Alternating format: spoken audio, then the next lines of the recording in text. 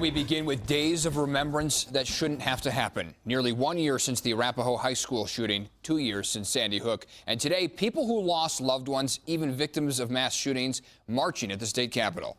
7 News reporter Lindsay Watts at that march. Lindsay? Eric, you could not miss this crowd if you were in this area in the last few hours. They marched all around the Capitol and then gathered on the West Steps. These people not necessarily expecting any new gun restrictions this coming legislative session. They just want to see current gun laws stay in place. And I'm here because I'm one of the family members that has been touched by violence. It was 2 years ago this week. My sister Mary Sherlock was the school psychologist that was murdered at Sandy Hook.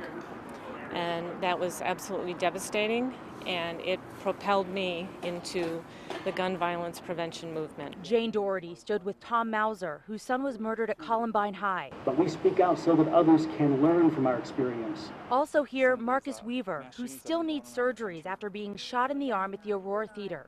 About 200 others marched with them to the Capitol, delivering a message to lawmakers. Don't overturn the gun laws passed last year. Laws most notably banning high-capacity magazines and mandating universal background checks. Or how many crimes were stopped because of that legislation. Republican Representative Don Quorum says he would support a repeal. Yes, I think it was. I think it was wrong to begin with. I think it was kind of pushed through, and I think it didn't play well with a lot of Colorado. He and other Republicans we talked to say they've only heard rumors about new efforts to overturn the laws.